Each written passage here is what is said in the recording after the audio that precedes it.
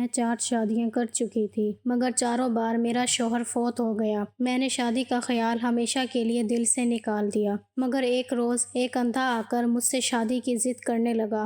میں نے انکار کیا، مگر وہ نہ مانا اور گھر کے باہر بیٹھ گیا۔ میں نے ایک بار پھر رسک لے لیا۔ رات ہوئی تو ہوش اڑ گئے۔ میرا نام نشا ہے۔ میں غریب خاندان سے تعلق رکھتی تھی۔ میرا پہلا شوہر عمر رسیدہ تھا۔ مجھ سے شادی ہونے کے ایک ہفتے بعد اسے دل کا دورہ پڑا اور وہ فوت ہو گیا۔ میں بیوگی کا دھبا لے کر واپس مائکے آ گئی۔ اس کے بعد میں نے جتنی بھی شادیاں کی، ہر بار کوئی نہ کوئی حادثہ ہو جاتا تھا اور میں بیوہ ہو کر مائکے آ جاتی تھی۔ اب تو شادی کے نام سے ہی توبہ کر لی تھی، مگر آج مجھ پر اس وقت حیرتوں کے پہاڑ ٹوٹ رہے تھے۔ جو میرے سامنے بیٹھی میری منت سماجت کر رہی تھی کہ میں اس کے نابینا بیٹے سے شادی کر لوں۔ میں اس عورت کی حیرت کے ساتھ ساتھ اسے توجہ سے بھی دیکھ رہی تھی۔ کیا یہ عورت پاگل تھی جو میری حقیقت سے واقف ہونے کے باوجود اپنے بیٹے کا رشتہ لے کر آئی تھی؟ میں نے تعجب سے دیکھتے ہوئے ان سے کہا، آپ میرے بارے میں شاید جانتی نہیں ہیں۔ پہلے محلے داروں سے میرے بارے میں پوچھ لیں۔ مرد تو مرد، عورتیں بھی مجھ سے دور بھاگتی تھیں۔ سب کا یہ ماننا تھا کہ مجھ پر کسی جن کا سایہ ہے، جو ہر بار میرا شوہر پہلی رات میں ہی مر جاتا تھا۔ مگر جو جواب اس عورت نے مجھے دیا، وہ سن کر کچھ پل کے لیے میں حیرت سے اپنی آنکھیں بند کرنا بھول گئی تھی۔ وہ کہنے لگی کہ وہ میرے بارے میں سب کچھ جانتی ہے اور پھر بھی اپنے بیٹے کی شادی مجھ سے کروانا چاہتی ہے۔ میں نہیں جانتی تھی کہ وہ عورت اتنی بضد کیوں تھی۔ نہ تو میں کوئی حسینہ تھی، نہ ہی یہ میری پہلی شادی تھی۔ بہرحال میں نے اس عورت سے کہا کہ میں سوچ کر جواب دوں گی۔ میرے جواب پر اس عورت نے منت سماجت کی آخری حد بھی پار کر دی تھی۔ میں نے تو دل ہی دل میں سوچ رکھا تھا کہ اب کسی بھی مرد سے شادی کر کے میں اس کی جان نہیں لوں گی، مگر تب ہی وہ عمر رسیدہ عورت میرے پاؤں پکڑ کر کہنے لگی، خدارا انکار مت کرنا۔ وہ عورت زمین پر بیٹھ گئی۔ میں نے فوراً انہیں اٹھا کر اپنے برابر بٹھا دیا اور وہ شرمندہ سی ہو کر رہ گئی۔ آخرکار نہ چاہتے ہوئے بھی مجھے اسی پل اپنا فیصلہ سنانا پڑا، کیونکہ وہ عورت تو شاید ایسے جانے والی نہیں تھی۔ میں نے ایک سانس خارج کی اور پھر کہا، ٹھیک ہے، تمہیں اگر اپنے بیٹے سے اتنی ہی نفرت ہے اور تم اسے موت کے گھاٹ اتارنا چاہتی ہو تو مجھے کوئی اعتراض نہیں۔ میں شادی کے لیے تیار ہوں۔ میری اس بات کا بھی اس سے کچھ خاص اثر نہ ہوا تھا۔ وہ ہر صورت مجھ سے اپنے بیٹے کی شادی کرنا چاہتی تھی۔ میں نے بھی حامی بھر لی۔ یہ سن کر وہ خوشی سے پھولے نہیں سما رہی تھی۔ اس نے مٹھائی اٹھا کر میرے منہ میں ڈالی اور بولی، وہ کل چند مہمانوں کے ساتھ میرے گھر نکاح کرنے کے لیے آئے گی۔ وہ عورت تو جا چکی تھی، مگر میں ابھی تک یوں ہی حیرت میں ڈوبی بیٹھی رہ گئی۔ آخر اس نے مجھ میں ایسا کیا دیکھ لیا تھا جو وہ اپنے بیٹے کی شادی مجھ سے کروانا چاہتی تھی؟ کوئی نہ کوئی تو راز اس میں ضرور ہوگا، لیکن اس وقت مجھے کچھ سمجھ نہ آ رہی تھی۔ اگلے ہی روز وہ عورت اپنے بھائی اور نکاح خواہاں اور چند گواہوں کے ہمراہ میرے گھر پہنچ گئی۔ میرا ارادہ سادہ لباس میں ہی نکاح کرنے کا تھا، کیونکہ میرا ہونے والا شوہر اندھا تھا۔ میں سجتی سنورتی کس کے لیے، جب سامنے والا میرے حسن سے اپنی آنکھوں کو دیکھ نہیں سکتا تھا؟ میری ہونے والی ساس نے پہلے ہی عروسی لباس اور باقی کا سامان بھجوا دیا تھا۔ میں ایک بار پھر سے دلہن بننے جا رہی تھی، مگر اس بار نہ جانے کیوں میرا دل بہت بے چین سا ہو رہا تھا۔ ایک اور شخص میرا محرم بن کر مرنے والا تھا۔ سمجھ نہیں آ رہی تھی خوش ہوں یا غم کروں۔ میں بہت زیادہ خوبصورت تو نہیں تھی، مگر ہاں، جب سجتی سنورتی تھی تو میں خوبصورت لگتی تھی۔ اس وقت میری عمر 35 برس تھی، لیکن حسن کا یہ عالم تھا کہ جو مجھے ایک نظر سجا دیکھ لیتا، نظر پلٹنا بھول جاتا۔ لیکن نہ جانے کیا مجھ میں ایسا مسئلہ تھا کہ میرا شوہر چند دن ہی گزارتا تھا اور پھر مر جاتا تھا، اور ایسا ایک بار نہیں ہوا تھا، ہر بار ایسا ہی ہوتا تھا۔ میں نہیں جانتی تھی ایسا کیوں ہوتا تھا۔ یہ بات سہنا کوئی آسان بات تو نہیں ہوتی، وہ بھی ایک عورت کے لیے، کہ اس کی زندگی میں آنے والا ہر مرد جو شوہر اور جائز رشتے کی حیثیت سے اس کی زندگی میں شامل ہو، وہ شادی کے چند دن بعد ہی مر جائیں۔ اب تو لوگ مجھے منحوس کے لقب سے پکارتے تھے۔ میں بھی سوچ چکی تھی کہ اب کسی سے شادی نہیں کروں گی۔ مجھے اپنے باپ کی جائیداد سے چھوٹا سا گھر ملا تھا، میں وہیں رہتی تھی۔ کچھ والد کی زمینیں تھیں جہاں سے اتنے پیسے مجھے مل جاتے تھے کہ میرا ایک اکیلی عورت کا گزر بسر ہو جاتا تھا۔ لیکن ابھی کچھ دیر پہلے جو قدم اس عورت کی وجہ سے جذبات میں اٹھا چکی تھی وہ مجھے اب اندر ہی اندر پریشان کر رہا تھا۔ نکاح خواہاں اور میری ہونے والی ساس گھر میں آ چکے تھے۔ ساس جب کمرے میں داخل ہوئی تو مجھے یوں ہی سادہ کپڑوں میں بیٹھے دیکھ کر اسے حیرت ہوئی تھی۔ وہ فوراً میرے قریب آئی اور میرے ہاتھوں پر مہندی تلاش کرنے لگی۔ پھر بولی، یہ کیا سوگ میں بیٹھی ہو؟ خیر سے آج تمہارا نکاح ہے میرے بیٹے کے ساتھ، ابھی تک تم تیار کیوں نہیں ہوئی؟ میں کچھ بولتی اس سے پہلے ہی اس نے زبردستی مجھے عروسی جوڑا پہننے کو کہا اور پھر اپنے ہاتھوں سے دلہنوں جیسا تیار کرنے لگی۔ وہ عورت میرا حسن دیکھ کر میری بلائیں لیتی نہیں تھک رہی تھی۔ اس کی آنکھوں میں خوشی کے مارے آنسو آ چکے تھے۔ وہ بار بار میرے صدقے وارے جاتی اور کہنے لگی، آج میرا برسوں کا ارمان پورا ہونے جا رہا ہے۔ تم سوچ بھی نہیں سکتی میرے بیٹے کی زندگی میں آ کر تم مجھے کتنی بڑی خوشی دینے جا رہی ہو۔ نہ جانے کل سے میں اپنے نابینا بیٹے کا گھر آباد دیکھنے کی خواہش مند تھی۔ میں بالکل دلہنوں جیسی تیار ہو چکی تھی۔ تبھی نکاح کی رسومات شروع کی گئیں۔ جواب قبول کرنے کے بعد ساس مبارکباد دینے لگی اور میں نے ایک نظر اٹھا کر اپنے شوہر کی جانب دیکھا۔ وہ دلہا بنا مجھ سے کچھ دور بیٹھا تھا۔ سفید کاٹن کا کرتا شلوار پہنے ہوئے اس نے آنکھوں پر کالا چشمہ لگا رکھا تھا۔ بلا شبہ اس کا حسن مجھ سے کئی زیادہ تھا۔ وہ بہت پرکشش شخصیت کا حامل تھا۔ میں ایک ہی نظر اسے دیکھ کر بس دیکھتی رہ گئی۔ مگر اس میں خرابی تھی اور وہ تھی اس کا نابینا ہونا۔ نکاح ہو چکا تھا، رخصتی کا وقت آیا تو میں ایک بار پھر اپنے گھر کو تالا لگا کر ایک نظر ڈالتی باہر نکل آئی۔ جانتی تھی کہ کچھ دنوں کے بعد دوبارہ میں نے یہیں واپس آنا تھا۔ اس نابینا شخص پر مجھے بہت ترس آ رہا تھا۔ میرے نکاح کے دن بھی محلے داروں نے میری ساس پر طرح طرح کے طعنے کسے تھے۔ آخر وہ کیوں اپنے بیٹے کو موت کے منہ میں دھکیل رہی تھی؟ مگر ساس نے کسی کی باتوں پر کان نہ دھرے۔ سسرال پہنچ کر مجھے میرے شوہر عاطف کے کمرے میں لا کر بٹھا دیا گیا تھا۔ میں نے ایک نظر اس کمرے پر ڈالی جسے دلہن کی طرح سجایا گیا تھا۔ مجھے تو اس پل کمرے سے وحشت ہونے لگی تھی۔ وہ بیچارہ تو شاید خود کو موت کے منہ میں دھکیلنے کے لیے اس کمرے میں داخل ہوا تھا۔ عاطف نابینا تھا مگر اس کے باوجود وہ بیساکھی کے سہارے جگہ کا تعین کرتا اندر داخل ہوا اور آ کر رسمی سلام دعا کرنے کے بعد بیڈ پر آ کر بیٹھ گیا۔ وہ نابینا تھا، مجھے دیکھ نہیں سکتا تھا مگر اس کے باوجود اسے اپنے سامنے دیکھ کر مجھے وہی روایتی پہلی رات والی جھجک اور حیا محسوس ہو رہی تھی۔ وہ مجھ سے بہت ہی نرم لہجے میں بات کر رہے تھے۔ ان کا لہجہ انتہائی دھیما تھا۔ مجھے تو لگا تھا شاید وہ میری حقیقت سے ہی واقف نہیں تھے، ورنہ مجھ جیسی منحوس عورت سے بھلا کون ایسے نرم لہجے میں بات کرتا ہے۔ اس رات جتنی عزت اور اہمیت مجھے عاطف نے دی تھی میں دنگ رہ گئی تھی۔ میں نے عاطف کو اپنے ماضی کے بارے میں سب کچھ بتا دیا، جسے سن کر وہ مسکرایا اور کہنے لگا، مجھے ان سب باتوں سے کوئی فرق نہیں پڑتا۔ آپ کو میری ماں نے میرے لیے پسند کیا ہے تو یقیناً کچھ سوچ کر ہی پسند کیا ہوگا۔ اسے اپنی ماں سے بے تحاشا محبت تھی۔ وہ باقی مردوں جیسا صرف جسم تک رہنے والا شخص نہ تھا۔ اس نے کتنی ہی دیر مجھ سے دل کی باتیں کی تھیں، اپنی پسند ناپسند کا بتایا اور مجھ سے میری خواہشات اور پسندیدگی کے بارے میں پوچھا۔ ایک رات میں ہی عاطف کی گرویدہ میں ہو چکی تھی۔ جتنی عزت اس شخص نے مجھے دی تھی اتنی آج تک کسی نے نہ دی تھی۔ اس شخص میں ایک جادو تھا جس کا سحر مجھ پر طاری ہو چکا تھا۔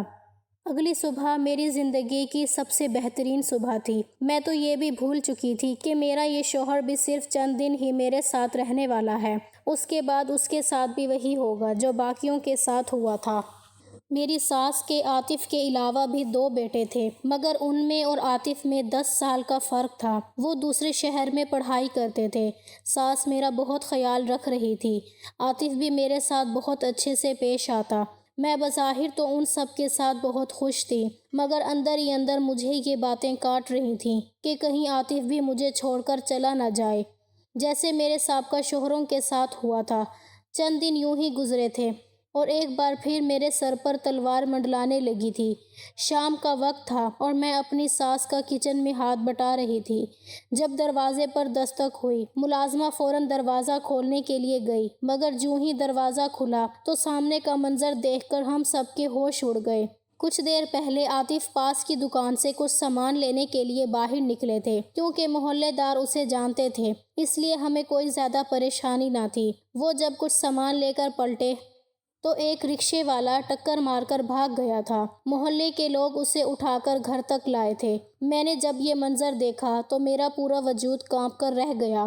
مجھے اپنی نحوست بار بار یاد آنے لگی۔ ابھی تو میری شادی کو 7 دن ہی ہوئے تھے۔ کہیں میرا کالا سایہ عاطف کو بھی مجھ سے چھین نہ لے۔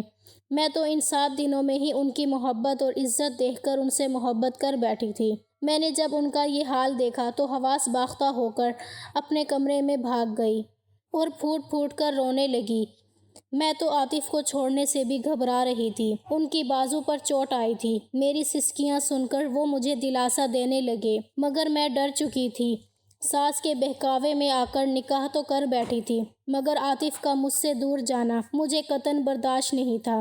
ساس عاطف کے لیے ہلدی والا دودھ بنا کر لائی اور مجھے دیتے ہوئے بولی کہ اسے پلا دینا، صبح تک اللہ نے چاہا تو بالکل ٹھیک ہو جائے گا۔ میں نے وہ دودھ عاطف کو پلا دیا۔ ان کی محبت دیکھ کر بار بار میری آنکھوں میں آنسو آ رہے تھے۔ انہیں دوا دے کر سلایا اور خود جائے نماز بچھا کر بیٹھ گئی۔ کتنی دیر سجدے میں گر کر میں روتی رہی تھی۔ آخر یہ کیسی نحوست تھی کہ میری قربت پا کر مرد مر جایا کرتے تھے؟ کیا سچ میں مجھ پر کوئی اندیکھی چیز حاوی تھی؟ میں ساری رات بیٹھ کر شوہر کی دراز عمر کی دعائیں مانگتی رہی اور یوں ہی عاطف کا ہاتھ لیے فرش پر ہی بیٹھی سو گئی تھی۔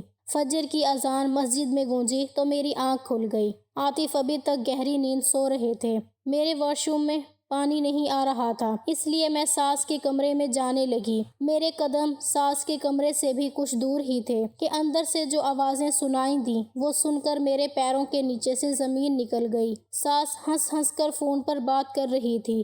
شاید کال ان کے کسی بیٹے کی تھی مگر جو بات وہ کر رہی تھیں اسے سن کر میرا وجود پتھر سا ہو گیا تھا۔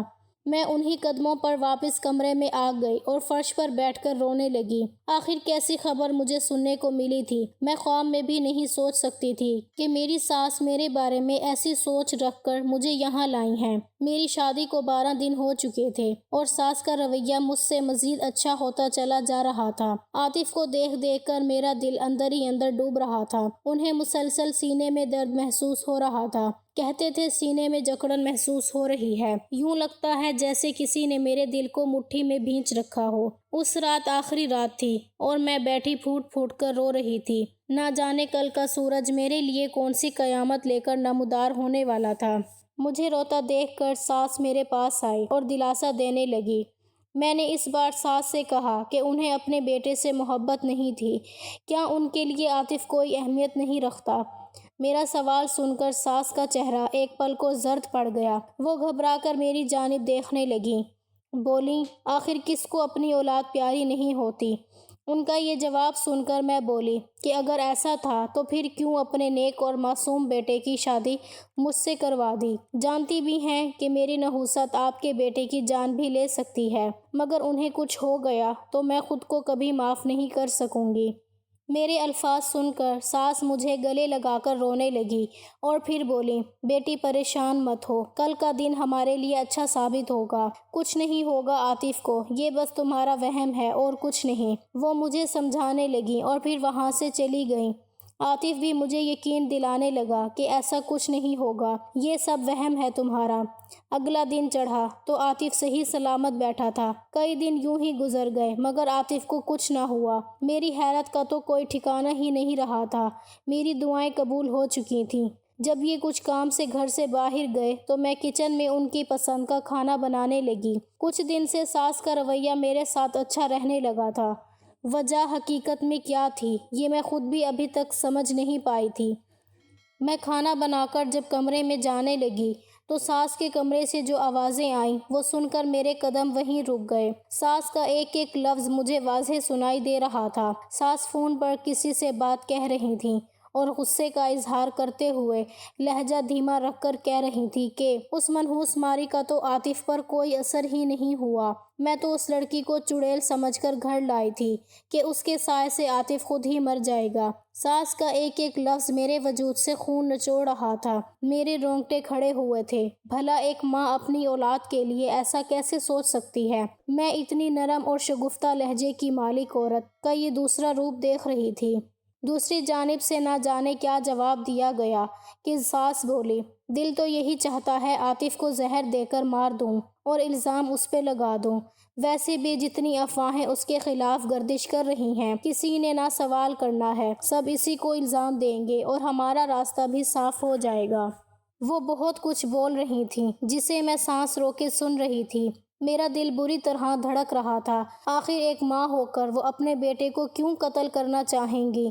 میں خاموشی سے کمرے میں چلی آئی اور خود کو سنبھالنے لگی۔ میری ساس تو بہت ہی خطرناک عورت نکلی تھی۔ کتنا زہر بھرا ہوا تھا اس کے دل میں اپنے بڑے بیٹے کے لیے کہ وہ مجھے لائی اس لیے تھی کہ اس کا بیٹا مر جائے۔ کچھ دیر بعد عاطف گھر آیا تو سیدھا اپنی ماں کے کمرے میں گیا۔ وہ پھولوں کا گلدستہ لایا تھا، سب سے پہلے اپنی ماں کو دیا اور پھر مجھے۔ میری ساس نے مسکرا کر اسے گلے لگایا، مگر یہ سب دکھاوا تھا۔ اصل حقیقت میں جان چکی تھی۔ عاطف کمرے میں آئے تو میں نے ان سے بلا وجہ ماضی کی باتیں چھیڑ دیں۔ تبھی انہوں نے مجھ پر جو انکشاف کیا وہ سن کر میرے ہوش اڑ گئے۔ عاطف کی والدہ ایک ایکسیڈنٹ میں فوت ہو گئیں تو ان کے ابو نے عاطف کی دیکھ بھال کے لیے دوسری شادی کر لی، جس کے 2 بچے تھے۔ سسر کی ساری جائیداد عاطف کے نام تھی۔ جیسے جیسے عاطف بتا رہا تھا مجھے ساری کہانی سمجھ آ چکی تھی، یعنی میری سوتیلی ساس جائیداد کے لالچ میں یہ سب کر رہی تھی۔ عاطف پیدائشی نابینا نہیں تھا، بلکہ کچھ سال پہلے اس کے ساتھ ایک حادثہ ہوا تھا جس کی بنا پر اس کی بینائی چلی گئی تھی۔ مجھے عاطف پر شدید ترس آیا تھا۔ جس ماں سے وہ بے لوث محبت کرتے تھے اس نے ان کے ساتھ کتنا بڑا کھیل کھیلا تھا، وہ تو جانتے بھی نہیں تھے۔ اس سے پہلے وہ اس کے ساتھ کوئی نیا کھیل کھیلتی۔ میں نے جو کچھ سنا وہ سب کچھ عاطف کو بتا دیا۔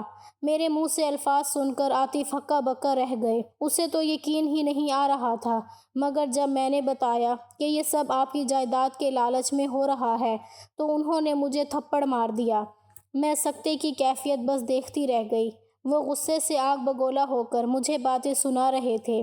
پہلی بار آج عاطف کا غصہ دیکھ کر مجھے شدید صدمہ لگا تھا۔ انہیں میری کسی بھی بات پر یقین نہیں تھا۔ انہوں نے مجھے دھکے دے کر کمرے سے نکال دیا، مگر تبھی عاطف کے منہ سے خون آنے لگا۔ وہ بری طرح کھانسنے لگے۔ ان کے منہ سے خون آتا دیکھ کر میں پریشان ہو گئی اور فوراً انہیں ڈاکٹر کے پاس لے گئی۔ ڈاکٹر نے چیک اپ کیا اور ٹیسٹ کیے۔ جو بات سامنے آئی وہ جان کر میرا وجود کانپ گیا۔ عاطف بھی صدمے کی کیفیت میں تھا۔ عاطف کو زہر دیا گیا تھا اور چند گھنٹے پہلے کسی محلول میں دی گئی تھی۔ عاطف جانتا تھا اس کی سوتیلی ماں اس کے لیے کچھ دیر پہلے مرغے کی یخنی بنا کے لائی اور زبردستی منع کرنے کے باوجود پلاتی رہیں۔ انہیں ابھی بھی یقین نہیں تھا، مگر خدا کا شکر تھا کہ وہ خطرے سے باہر تھے۔ ساس اس وقت ہسپتال نہیں آئی تھی۔ ہم جب گھر گئے تو ساس خوشی سے جھوم کر بیٹے کو بتا رہی تھی کہ اس نے عاطف کو زہر دے دیا ہے، اب اس کا جنازہ ہی اس گھر سے نکلے گا۔ عاطف سب کچھ اپنے کانوں سے سن چکا تھا۔ امید تھی کہ وہ چکرا کر گر جاتے اگر میں نے نہ تھاما ہوتا۔ ساس نے ہمیں دیکھا تو بوکھلا کر اچھل پڑی۔ عاطف سب کچھ سن چکے تھے۔ ان کی آنکھوں میں حیرت و بے یقینی کے ساتھ ساتھ آنسو تھے۔ وہ بولے، اگر جائیداد چاہیے تھی تو مجھے بتا دیتی، میں سب آپ کے نام کر دیتا۔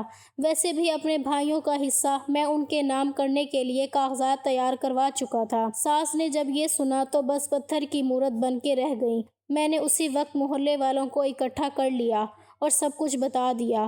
انہوں نے مل کر ساس کو گھر سے نکال دیا۔ وہ مرنے مارنے پر اتر آئی تھی، مگر اس کا کوئی فائدہ نہیں تھا۔ اس کا بھانڈا پھوٹ چکا تھا۔ عاطف کتنی دیر بیٹھ کر روتا رہا اور مجھ سے معافی مانگنے لگا۔ میں نے فوراً معاف کر دیا۔ کئی مہینے گزر گئے تھے انہیں صدمے سے نکلنے میں۔ زہر دینے کے جرم میں وہ سوتیلی ماں پر کیس بھی کر چکے تھے۔ آج ہماری شادی کو 4 سال گزر چکے ہیں۔ عاطف کی آنکھوں کی سرجری کے بعد وہ ٹھیک ہو چکے ہیں۔ ہماری ایک بیٹی بھی ہے۔ بس ساس جیسی عورتوں سے آج بھی پناہ مانگتی ہوں، جو پیسے کی لالچ میں اندھی ہو کر دوسروں کو برباد کرنے نکل پڑتی ہیں۔